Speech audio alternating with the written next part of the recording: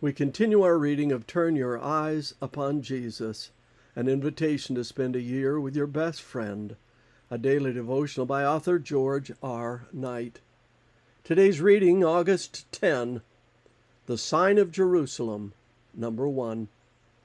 So, when you see the desolating sacrilege spoken of by the prophet Daniel, standing in the holy place, let the reader understand. Then let those who are in Judea flee to the mountains, for then there will be great tribulation, such as has not been from the beginning of the world until now, no, and never will be. And if those days had not been shortened, no human being would be saved. Matthew 24:15-22. We should note that Matthew 24 has one other sign containing a great deal of precision, that of the destruction of Jerusalem and the temple, a foreshadowing of the judgment and destruction of the entire world at the second advent. Jesus predicted that the destruction of the temple would be complete. Not one stone left here will be left on another. Verse 2.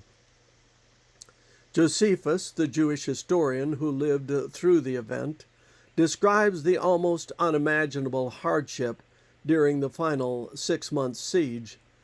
Not only does he claim that more than 1 million Jews died, but that the Romans took nearly 100,000 more captive. The famine was so bad that a mother is reported to have slain, roasted, and eaten her child. The Roman general Titus generally ordered the entire city, including the temple complex, razed to the ground, thus bringing to the fulfillment Christ's prediction of verse 2. But Christian believers, however, did not suffer the same fate as those Jews who had rejected Jesus as the Messiah. Christians had the counsel of Christ that we now find in Matthew 24. Verses 15-22 appears to be specifically directed toward the fall of Jerusalem and give directions as to when the believers were to make their escape.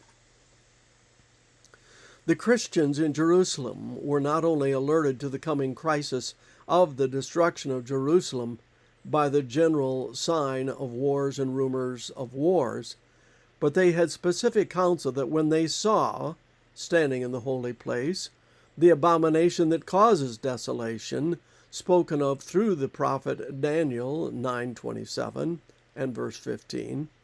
Then those in Judea were to flee to the mountains, verse 16.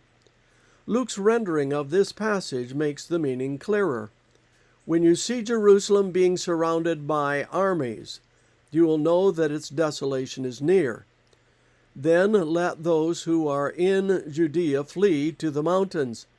Let those in the city get out, and let those in the country not enter the city.